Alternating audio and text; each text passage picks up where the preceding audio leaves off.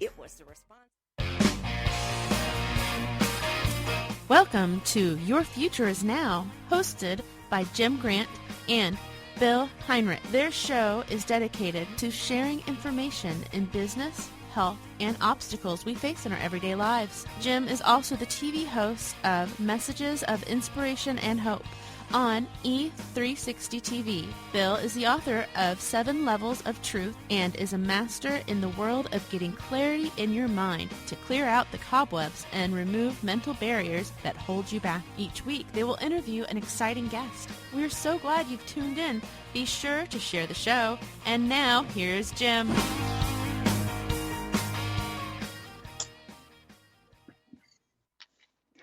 Hello, ladies and gentlemen, and welcome to the show. Your Future is Now is proudly brought to you by the good guys at the 6minutewebinar.com. And when I talk about the 6minutewebinar.com, let me humbly say that that thing has really blessed me in my life. And what I mean by that, and Bill's going to pick up on this, I'm joined today by the honorary host here on TogiNet Radio, Mr. Bill Heinrich, the author of the 7 Levels of Truth. But Bill remembers back in April of this year, I was invited to speak on an online summit in India. And the guest of honor, one of the guest of honor, and they had a whole bunch of other people there, was the King of Oman. And so I knew going into that scenario, there's going to be a lot of people watching me. So the last thing that I wanted to do was sound, unprofessional or disorganized or whatever. I did not want to struggle at all during my presentation. I wanted to be crystal clear. I wanted to look like the lights are on and I was home, if you know what I mean. So I took the 6-minute webinar and I crafted my talk from it. And all I did was just, build up a little bit in the 3 areas that I needed to on the 3 ways that my 3 keys I was going to share. And I trimmed off some stuff that was not applicable. I got invited back the next day, and long story short, that thing just kept blessing us and blessing us and blessing us. And now we're involved. The 6-minute webinar is, and my TV show, the Messages of Inspirational Stories on E360 TV. We're all involved in this next coming summit at the end of August. And my show has the honor of hosting, my TV show hosting this webinar put on by Vanya Kusik Foundation, along with, in accordance with, in association with, I should say, the 6-minute webinar on E360 TV. Mr. Bill, that is a huge blessing in it, brother. Hey, Jim, good morning. It really is. And it all happened because the talk you gave was so clear and concise. It was really quite remarkable. In fact, tomorrow we're doing a boot camp. We do those once a month. If you want information on our boot camps, it's at 6minutewebinar.com. But I want to share something with you, Jim. Okay. I just received an email this week from Ed Oakley. Do you remember Ed? Yes. Ed has the Enlightened Leadership Solutions and he's been doing teaching leadership for the past 25 years. This is the email he sent me. The 6-minute webinar is an amazing tool to help anyone who's trying to determine how to market their service or product. It has forced me to simplify, clarify, and focus my offers in ways I haven't experienced in courses that cost thousands of dollars each.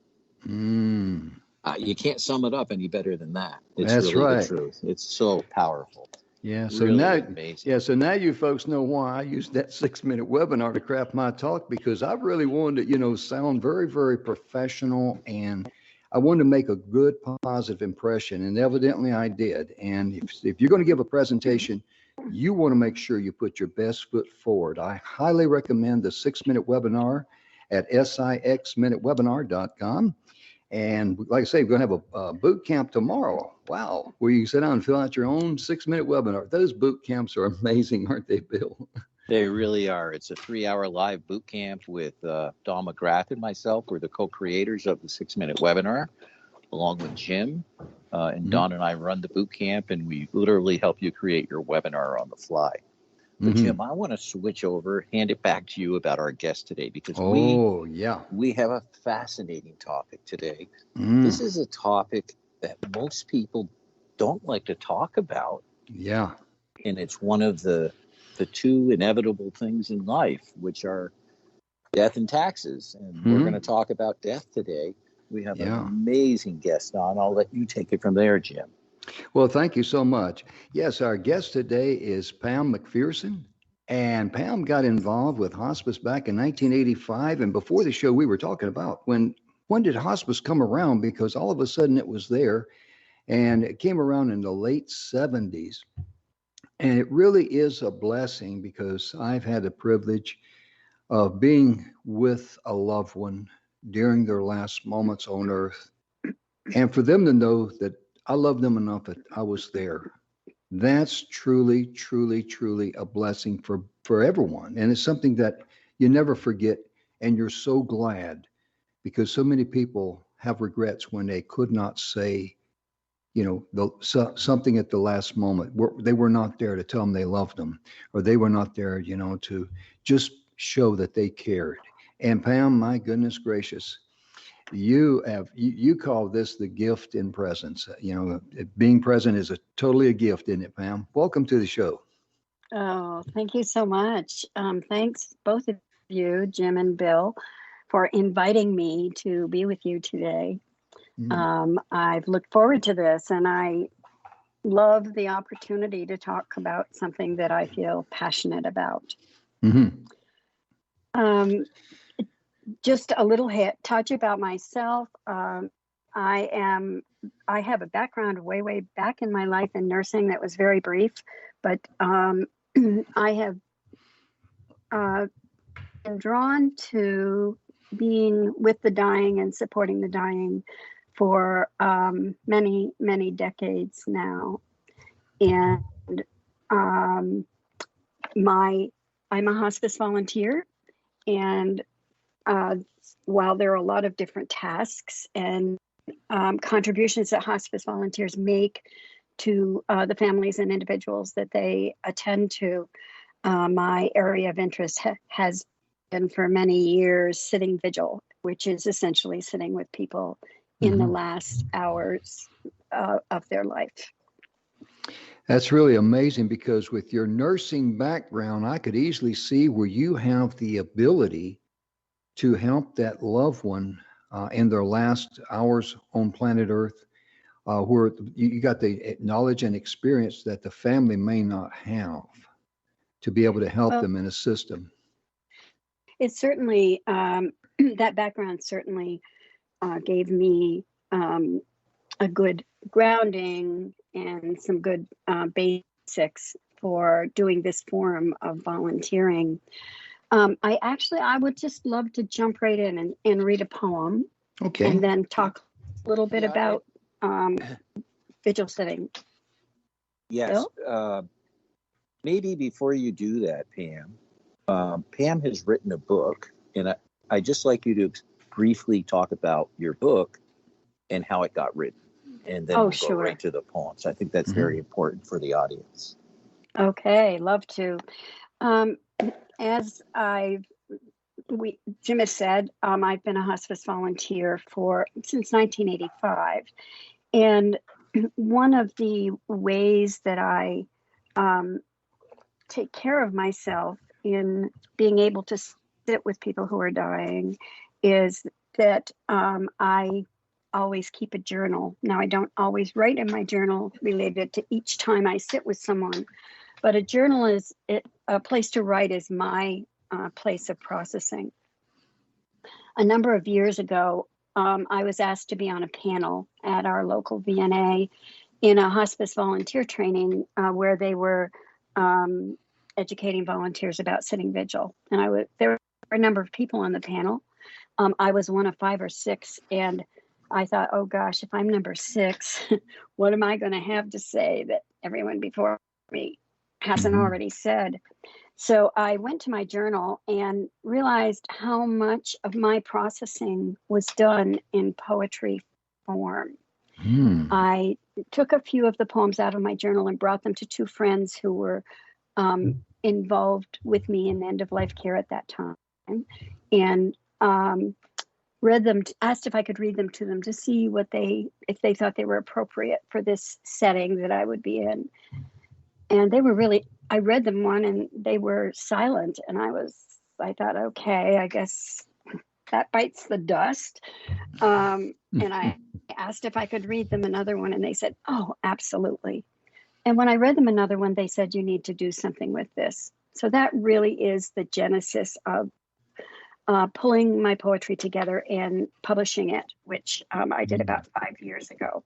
And they're all poems related to sitting with people who are facing the end of their life. And most of them are my processing about being with those people. So I'm going to jump in and read one because I think it's a good introduction. It's very brief. It's called Soul Gifts, and it will just give you a sense of what this is like. Soul gifts: the gift of time, of silence, the practice of presence, listening, giving dignity, respect, and compassion to each dying person as I sit alone sharing sacred passing moments. Gentle touch, soft reassurance, my small gifts to give as I bear witness, as I am being with. Gifts from the soul, time, and presence. Wow. That's really something. We got about 2 minutes left before we go to commercial break. And Mr. Bill, I tell you right now, the poetry she read there, it really gets you right in the heart, doesn't it? Well, it's right at the core of life, and the ability to be totally present, and especially in a situation that most people, I refer to it as they do the fingernail check. They're looking at their fingernails. They aren't sure what to do. And it's because it's uncomfortable. Maybe because we're concerned about our own mortality. Mm-hmm. But I know we're going to go to break in a minute. And when we come back, we'll have Pam MacPherson tell us a little bit more about her book, the title, the website, if you have an interest, how you can get a copy of the book. And we're going to get some more poems read. And I have a lot of other questions to ask about this, Jim. I find this all very, very fascinating. So stick with us, ladies and gentlemen, because right when we get back, we're going to get into some more very interesting information. And welcome back to the show, ladies and gentlemen. Your Future is Now is proudly brought to you by the good guys at the 6minutewebinar.com. And me and the honorary host here, Mr. Bill Heinrich. Bill is fondly known around the world as the dean of the 6-Minute Webinar because he is one of the key guys, him and Don McGrath. They created that 6-Minute Webinar. They created Don created ScriptPal. And I'm telling you, if you really want to be able to put together a great presentation and you need something that will attract your ideal client, the 6-Minute Webinar is the only thing that you need. It's the only thing that you need. I can say that with confidence because I've been there and done it. And Bill, our guest today, oh my goodness, she's talking about being present and what it means to someone in their hour of need, isn't she? Yeah, well, in their final hours, Jim. Yeah, exactly. And, I want to ask Pam MacPherson a few things. I'm going to give you a few questions at once here, Pam. We'd like to know the name of the book, your website, but you mentioned briefly how long you've sat Vigil, but if you'd be a little more specific about that, and also talk a bit more about what it's like to really be present, because this is one of the most important things in our daily lives, not just at the end of our life. Mm-hmm. So there's a whole list for you, Pam. Oh, thanks, Bill. Thanks. Yes, indeed. Let's start with the name of the book. The name of the book is Vigil, the Poetry of Presence. And there's a website for it, and it's www.vigilpoetry.com. And information about getting the book, you can purchase the book through the website. You can purchase it on Amazon. My information is on the website. You can be in touch with me, and I can sign copies, whatever, and send them to you. I'm always happy to do that. So I'd like to just mention a couple of things that are the basics for me, upon which I build when I'm speaking with people or groups. And one is that death and dying are a normal part of the organic, natural cycle of life. That's really important to start with. In hospice care, which I'll be talking about in just a minute, death is not an emergency. Death is anticipated, and it gives all kinds of opportunities around a death occurring just prior and after it occurring, that don't exist in an emergency situation. There are lots of ways to support people who are dying, them in the process of active dying themselves and their families.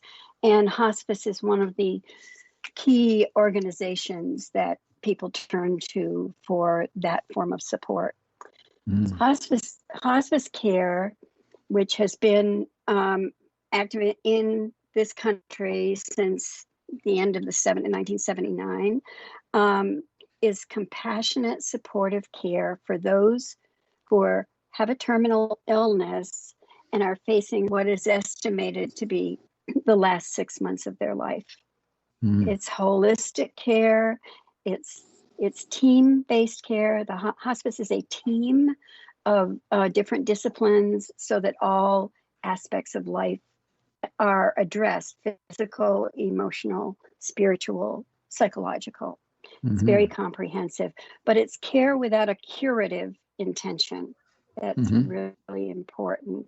It's making the most, facilitating, supporting the best quality of life possible in the time, whatever time one has. So my part in that, I actually worked with the hospice team for 16 years and was a coordinator of the volunteer program.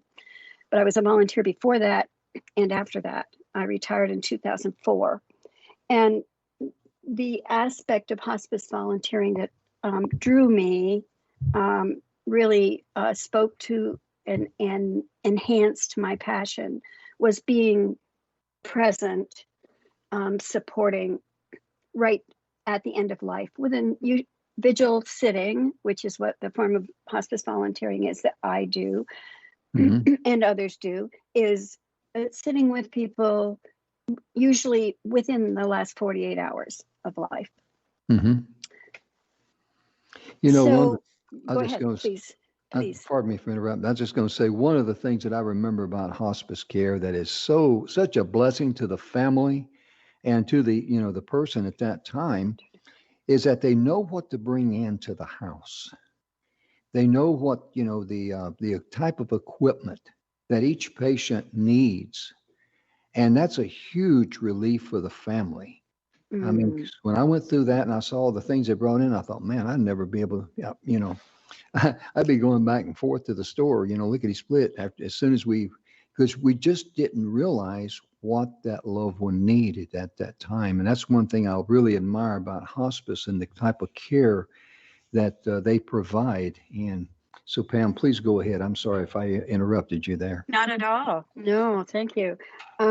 It's true. And actually, there's a Medicare benefit and insurance benefits that make being able to stay at home during one's last hours, days, weeks, whatever it is, very, very reasonable to do. That really facilitates that, which is great. So visual setting itself, when I receive an email that says we have someone, a family or an individual for whom it is desired to have volunteers sit with them, either because the family is exhausted and needs respite, or perhaps it's someone who has no family that's in a facility. There are a lot of different reasons. I can respond to that, and often my preference is to do late night hours. So often between 9 at night and 1 in the morning is I will choose a 3-hour block of time and respond saying that I'd be happy to be there. The actual sitting vigil for me means that to prepare myself, what I do is when I'm en route to someone's home or facility, I'm trying to empty myself of whatever has gone on in my day and is on my mind, because I really want to go through the portal of their room with an open heart and a desire to simply be fully present to the individual as I can be for the period of time that I'm there. That's kind of my process. The actual sitting with them, and sometimes I'm, as they say, tag teaming with another volunteer who's there before me or another volunteer who follows me, or I'm just relieving a family member for 3 hours. So I go in and settle in. I sit close. I touch, making sure with the staff that touch is okay. Not everyone likes to be touched. And just tell them in a soft voice what my first name is. And then I'm just going to be sitting beside them, that I will be with them for a period of time. Often people are either through natural progression of illness or through chemical medication. They may not be responsive. Often that is the case right at the end of life. And if that's not the case, I try to be reassuring and just have an open-hearted presence for them. Yeah, that's so important, isn't it, Bill, for someone to know that somebody cares. That's a need that we have all the way through life. We want to be loved, and we want to know that we matter and someone cares. And it's true. That's it. It's so true, Jim. And I know one of the things that Pam had mentioned earlier, and we have a couple minutes here before break, but you mentioned about how our own mortality deepens and expands your ability to live. Could you speak briefly about that from these experiences? Oh, very true, Bill. Very true. When I think about what do I get out of doing this, besides how many times in a day or in your week do you have a time that's just so open and free and that you can just be fully present without feeling like you have to do. We are very much doing beings rather than just being beings. For me personally, this just puts my mortality in front of me in the healthiest and best of ways, where I can honor someone else's life. Usually I don't know. I almost never know the people that I'm sitting with. It's a very anonymous thing that I'm doing. It feels very good to be able to make a difference and to relieve family, be helpful in some way. But it really opens my heart to just being present and being with whatever I am with this person in the moment. Sometimes to allow myself to feel a little closer to where they're at, I will match my breathing to their breathing, to share their experience a little more, to be a little more present with them. But it slows me down and it deepens the moment, and it expands the value of my own living as I leave their presence. That's really amazing, because as you're saying that, it opens my eyes to the fact that the more of the capacity that I have to love others, that is when I have more of the capacity to enjoy the abundance of love and life and what life is meant to be from the beginning. And I got to give Bill a lot of credit on that, because his book, The 7 Levels of Truth, and being around Bill, he helped me a lot in that area. So we're getting ready to go to tunes, ladies and gentlemen. We'll be right back right after this brief message. Welcome back to the show, ladies and gentlemen. Your Future is Now is proudly brought to you today by the good guys at the 6-Minute Webinar. That's SIXMinuteWebinar.com. Bill and I are joined today by a young lady. Her name is Pam MacPherson, and she is talking about a very interesting subject, something she has a passion for, the gift in just being present with someone during the last hour or day of their life. And Bill, I tell you, it's really amazing how she's really reaching out and sharing how she feels, because we feel it, and it comes straight from the heart, doesn't it, brother? It really does. And if you're just tuning in, Pam has had the opportunity to sit vigil with people who are transitioning. And during that time, over many years, of doing this, has written a book of poetry called Vigil. You can go to www.vigilpoetry.com to get more information or to order a book. And in this section, Jim, I'd like to start, Pam, let's start by having you read a poem. And we can talk about that. Okay. We were just speaking about what it's like sitting at the bedside, and what the meaning for me is in doing this. So this is one of my favorite poems, and these poems are all from my journal. They're unedited. I simply sit and write them, and when I'm done, I'm done. A pen never touches them again. So they're just simply my processing of a moment or an experience. This is called Still Point. Me, a stranger at your bedside, your hand held in mine as in this still, dimly lit space that is your hospital room, I breathe with you, matching my breath to your shallow, fading air exchange. How could I know what I was about to receive? Your presence, your dying, brings me to my still point, the place of centering and calm, so difficult to access in the hum and buzz of everyday living. A place where nothing exists beyond our sacred shared presence. To not die alone, to bear witness to this sacred transition, to stand in for all who ever loved you, a privilege beyond description.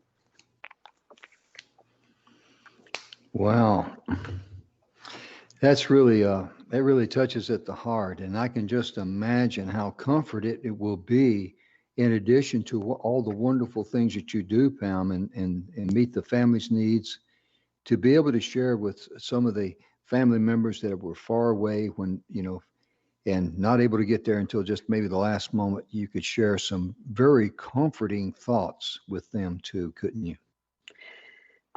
Yes, actually, visits are often quite silent. There's not a lot of speaking.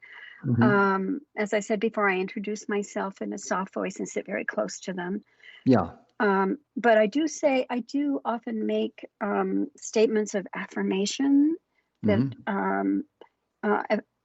reaffirming that this is an important time that I'm witnessing with them, that it's a privilege for me, that they're doing a good job, that they're on an important mission right then, that sort of thing. Yeah. I was talking about the family members that could not be there, but maybe got there at the last moment or whatever, and being able to share some comforting thoughts with them. That's what I meant. Oh, sure. Oh, I'm sorry. Yes, sure. It depends. If I'm visiting a facility, sometimes I never see any family members. But occasionally I do, and they're always so appreciative. Yes. And so grateful that people would just come and do this with a stranger. And interestingly enough, it's very difficult for families sometimes to leave the bedside, because they want to be there for the entire experience, to be with their loved one. Yeah. But often the nurses convince them that if they leave and get some sleep, that it looks like there is enough time for them to do that. They will come back and be rested and be able to be there for what really is the most important time. So on the other hand, sometimes there are no families. Right. I'm with someone who has no family. known to them to be present. Mm-hmm. Yeah, that can happen because, like an only child that doesn't have any relatives or anything, their mom and dad's gone. I mean, yeah, that could, they don't have anybody else and, Yeah. if someone is listening out there and they're thinking like, wow, that is something I could do. I have that ability, that gift. I have that compassion, and I'd like to be able to give back to families and to, the person in their hour of need. What would you recommend for them to do? Who to get in touch with? That sort of thing. I'm sitting here smiling because that's one of the things I hope to be able to speak about, and I would love to encourage people to contact their local hospice program. That would be the place to inquire about volunteering. There are just so many different forms of hospice volunteering. There's almost a place for anyone who wishes to do it to find something that they would enjoy and appreciate doing. Mm-hmm. There is a training. There is an extremely valuable training program in hospice programs for volunteers. That's really amazing, isn't it, Bill? Because there's sometimes when people hear something, they go like, wow, I've never really thought about that, but I could do that. And that's that's the energy calling you, isn't it, brother? Yeah, it really is, and it's the pureness of the moment that's to me so intriguing. The emptiness of space. Am I saying that right, Pam? Oh, very much so, Bill.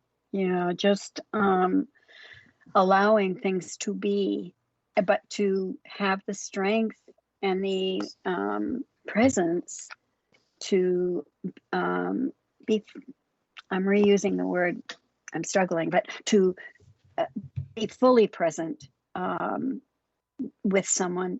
It doesn't matter if it's with someone who's dying or if it's with your best friend and they're telling you about something that hasn't gone well in their day. Any time that we are fully present to another is a gift. Yeah, it's you had mentioned this before, the ability to empty yourself and just be without all of the disruptions, interruptions and chaos. And distractions, absolutely. Another lesson that has been a good lesson for me to learn and try to grow from is how to be and not do. When I sit vigil with someone, I'm there just to be. I'm not there to fix anything.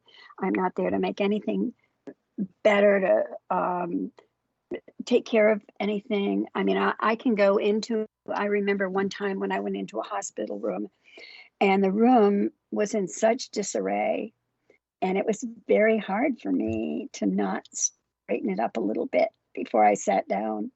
But that's not what this is about. That's not being present. That's taking care of the superficial things. And I knew I just needed to go in and focus and be present to this other being, share this time with them. The other piece that I've had to learn that's been a good lesson for me is to be comfortable with not knowing. Having been a hospice volunteer coordinator for 16 years, I took great pride in my ability to prepare volunteers well for situations that they would go into. But in vigil sitting, I find I have very little information. I have a name and I have a location, and I may not have any more information than that. And so to go in and just be and not know, I mean, I would love to know someone's spiritual base to adapt me a little bit to how I might be more present to them, or do they have family, or just the things that you normally would know socially about people, and that I would let volunteers know before they went into regular assignments. So I had to learn how to be with not knowing, to bring my not knowing self and be fully present. Yeah, I was going to ask you to explain how you reached that, how you prepared to get to, I guess, the emptiness. Yeah, it's a practice. I mean, practice means repetition. When we practice something, we're doing it over and over again, and it is a form of practice. And it's one of the ways that that I have been able to grow in doing this volunteering. Yeah, there are just so many gifts on my side of the quotient here that I feel like I receive. What are some we of for those? time? Yeah. Well, I think I've mentioned some of them. Just my personal growth. It's really helped me to know how to be in life, how to be with others, how to be more present to people, how to be more accepting, how to be less judgmental, how to not have an agenda, which is big for me personally anyway. All of those things, they're all arenas that I really welcome personal growth in. Yeah, it's like I identified with all of those. How about you, Jim? Oh, yeah, absolutely. You better believe it. And we got about 1 minute left. And so, Pam, I'd love for you once again to say the name of your book and where people can find it, your website, that sort of thing. Please do. Oh, thanks, Jim. Vigil, the Poetry of Presence is the name of the book. And the website is www.vigilpoetry.com. And through the website, there are interviews on the website that you can listen to. There are samples of poems. And there's a means of, and I've done some blog writing on it too about my experiences. But there's a means there to be in touch and order a book if you wish. That sounds great. We're about ready to go to commercial break. We'll be right back. And welcome back to the show, ladies and gentlemen. Your Future is Now is proudly brought to you by the good guys at the 6 Minute Webinar. That's sixminutewebinar.com. And I'm joined today by the honorary host here on TogiNet Radio, Mr. Bill Heinrich. Bill, my goodness gracious, I am so thankful that you invited Pam MacPherson to be a guest on our show today, because this lady she's sharing some information that you don't hear very, very. In fact, this is the first time we've ever had a show that shared something this deep in the heart. It's so true, Jim. Of all the shows we've done, this is the most profound. Yes. It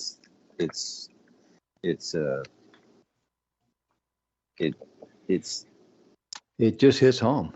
Yeah, it just kind of makes you stop and, really think about the beauty and the quality of life. Yeah. And to sit vigil with people who are transitioning from physical life and have that empty space is. I now, Pam, can see why the subtitle is The Gift of Presence.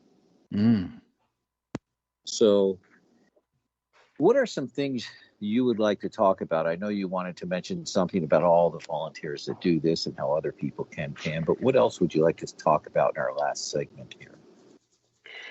Let's see. I'd like to talk a little bit about self-care, taking care of yourself in doing this, and what some of the takeaways might be for people who are listening.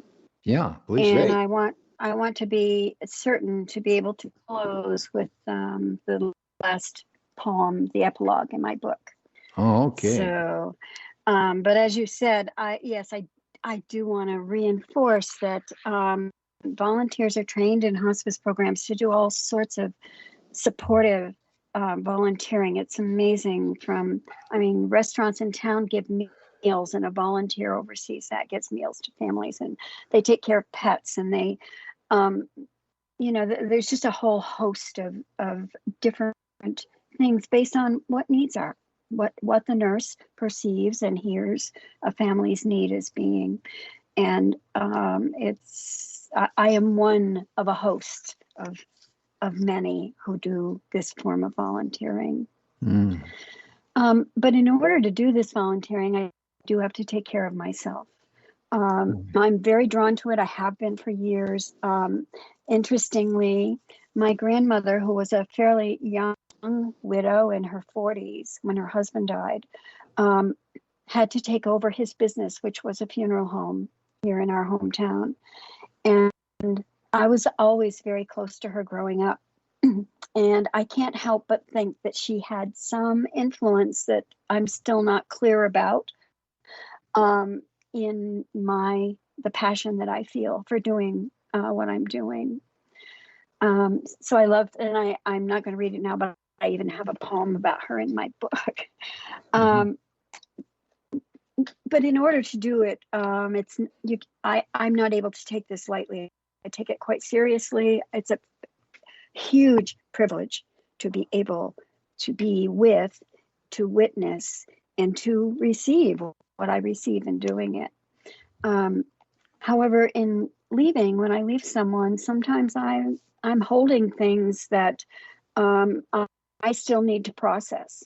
And in hospice, I can do that confidentially and privately with another volunteer who's assigned to the same individual, or certainly with a volunteer coordinator. But I also, the other means I have that I most often use is my journal.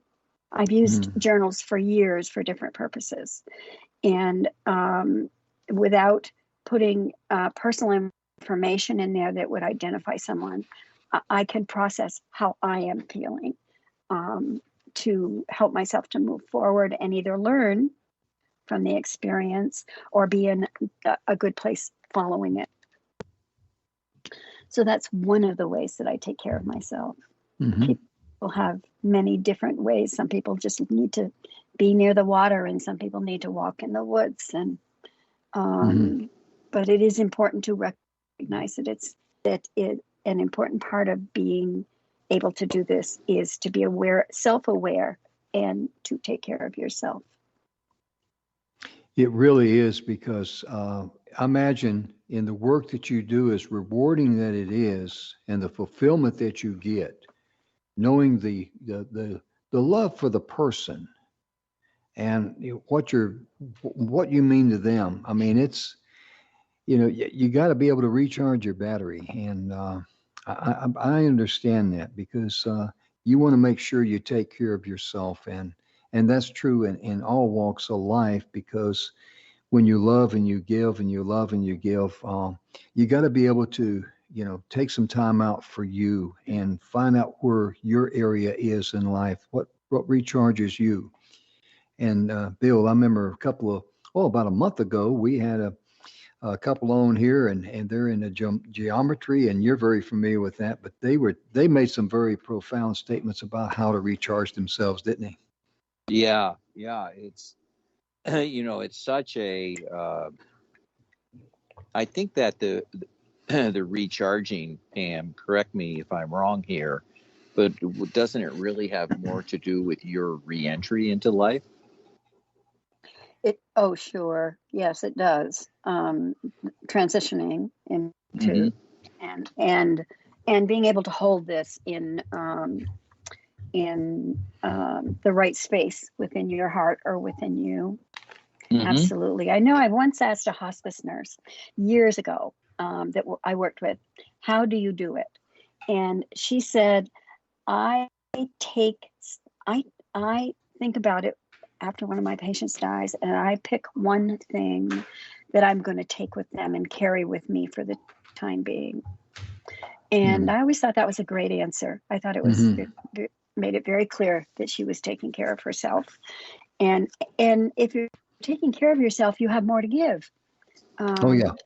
And hospice programs are known for this, for taking care of their volunteers. And helping them to understand their need to take care of themselves. So that often in hospice programs, you see our program here still has a small handful of volunteers that have been volunteers since the early 80s. It's unbelievable. Wow. But it's because they've taken care of themselves and they've been supported in doing that. Yes. switching gears just for a second, because I'd like to be sure to be able to say this. Go ahead. I'd like to just talk about what some takeaways might be for people who are listening. Okay. They don't need to jump up and become a vigil sitting hospice volunteer, although joining a hospice program is an awesome, life-changing experience with deep meaning. But from what we've talked about, I think the value in presence is the first thing I'd like to mention. Mm-hmm. To never underestimate the value in being present to someone, especially if you can silently be fully present to them, to be a listener, to not be thinking about how you're going to respond or what the next thing is to say, but when someone's speaking, to just be a full listener. Mm-hmm. And another thing is the value in silence. Silence is a beautiful thing, Mm-hmm. and we don't need to fill it. Yeah. To become comfortable with silence is a gift you give yourself, I believe. Mm. And the third thing is about holding space. This is a kind of a new phrase that's out there, and that simply means being able to create a safe space for someone else where you are not judging, having any shoulds, telling them what they ought to do related to whatever it is they're sharing, but just holding the space for them, being present to them, caring about them. And truly in doing that, sometimes people easily can move into their own solutions for whatever they're struggling Mm-hmm. with or sharing that they might be working with. Those three things I wanted to mention. Yes, it's making me realize that such a big part of that, of the emptying, is the way you would support the best as you enter a vigil would be melding into their space. Absolutely. Not bringing all of your clutter with you. Yeah. Absolutely. You know, there's a wonderful quote from Ram Dass, who's an American spiritual teacher, I love this quote. It's, "When all is said and done, we are just walking each other home." Mm. I love that quote. Oh yeah. That's really. I want to make sure. I know, Pam, you wanted to read a poem. Oh yeah. Before the end of the show. So I was going to ask you to do that now. Mm-hmm. To make sure we get that in. We have a couple minutes left. Okay, I will do that. Thank you. Thank you so much, both Bill and Jim, for having me with you today. This has been a great experience. Our pleasure. The poem is the epilogue in my book, and it's called "Important Work This Dying." Important work this dying, lying in wait, existing, sleep-closed eyes or unresponsive stares. What goes on? Is it dreaming or oblivion? Does a mind chatter, or does it float on the waves of immeasurable endlessness? When the time comes, will I have the courage to say, "Let me do this the best way I can. Let me go through my dying process in as conscious and intentional a way as is possible. I want to suck the marrow out of life, to lift high the blinds on life's windows and embrace the warmth of sunlight, absorb the beauty of the night sky. I can do it if you'll be there with me as I also face storms and clouds. Let's be courageous together as I walk my journey to forevermore." Wow, that's a beautiful poem. And ladies and gentlemen, we're just about out of time, but I wanted to remind everyone that Pam's book, The Vigil, The Poetry of Presence, is at vigilpoetry.com. All the links will be there after the show. And Bill, I tell you right now, this has just been a great, great show, hasn't it, brother?